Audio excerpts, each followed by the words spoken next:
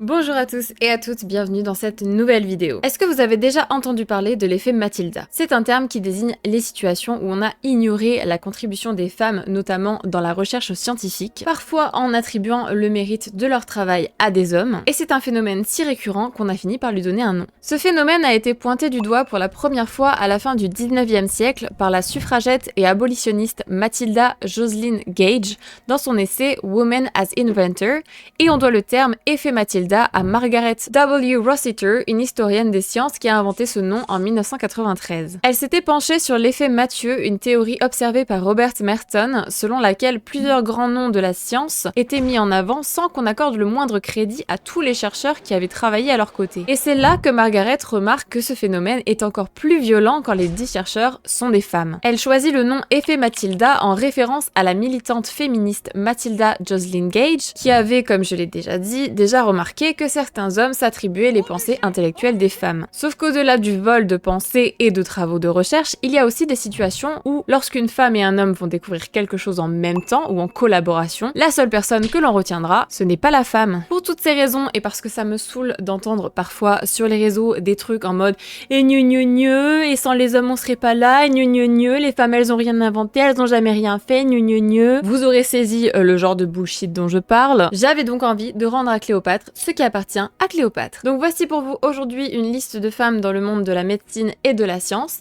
à qui les hommes ont volé tous les mérites. Trotta de Salerne est une médecin italienne du Moyen-Âge qui aurait vécu aux alentours du XIe siècle. Elle aurait écrit, entre autres, 3 ouvrages majeurs sur la médecine féminine médiévale. De Curis Mullerium, le soin des maladies des femmes, Liber de Symptomatibus Mullerium, livre des maladies des femmes, et De Ornatum Mullerium, des cosmétiques des femmes. Son œuvre, Le soin des maladies des femmes, est un ouvrage de référence dans le milieu de la gynécologie, et malgré le fait qu'elle était chirurgienne et enseignante dans une école de médecine, les penseurs, MDR du XVIIe et XVIIIe siècle, se sont dit que jamais une femme n'aurait pu écrire ça. Et au XIXe siècle, on vient même à dire qu'elle n'a jamais existé et que tout son travail a été réalisé par un homme appelé Troutus. Ida Robseit-Robin coécrit pendant 30 ans de nombreuses publications sur l'utilisation thérapeutique du foie dans certains cas d'anémie aux côtés de George Hoyt Whipple, et devinez qui a reçu le prix Nobel de médecine en 1934.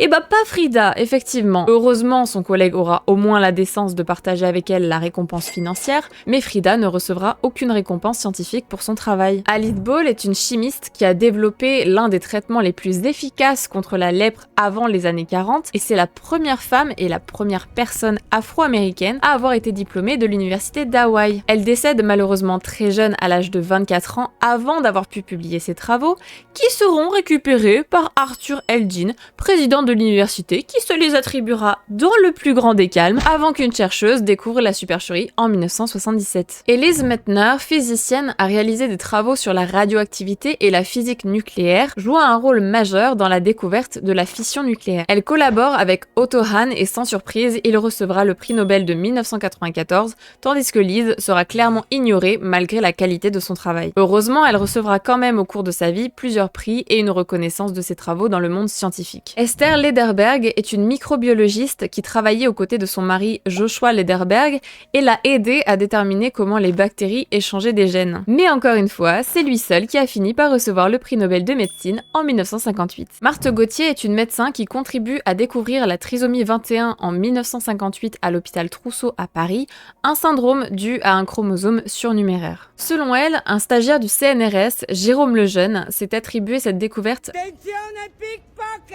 lors d'un congrès à Montréal en 1959 et a reçu le prix Kennedy. Ces affirmations feront polémique, mais heureusement en 2009, elle recevra le grand prix de la Fédération française de génétique humaine pour sa découverte, et en 2014, le comité éthique de l'INSERM reconnaîtra son rôle dans la découverte de la trisomie. Nettie Maria Stephens est une généticienne qui a découvert que le sexe de l'enfant était déterminé par les chromosomes, et même si elle a été de nombreuses fois reconnue pour son travail et honorée de nombreux titres, le prix Nobel pour sa découverte a été été attribuée à Thomas Hunt Morgan, le directeur du Bryn Mawr College où elle travaillait. Rosalind Elsie Franklin est une scientifique qui s'est elle aussi fait voler 2 prix Nobel. Le premier concernait ses travaux sur la structure ADN et a été attribué à Francis Crick et à James Dewey Watson en 1962. Alors il faut savoir que ces 2 gros schlags ont eu accès aux recherches de Rosalind à son insu et n'ont même pas pris la peine de l'accréditer. Et le second concernait la structure des virus, sujet sur lequel Rosalind a longuement travaillé et qui a été repris par Aaron Klug qui a reçu le prix Nobel à sa place. Et pour finir, petite pensée également pour Mileva Marik Einstein qui a collaboré pendant des années avec Albert sur ses différents travaux et qui a fini par rester dans son ombre sans avoir la moindre reconnaissance pour son travail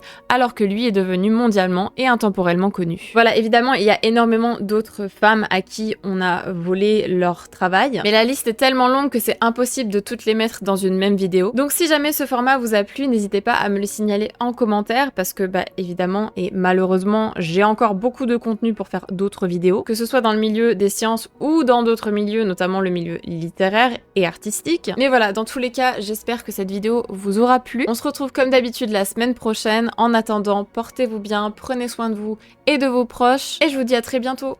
Bye bye!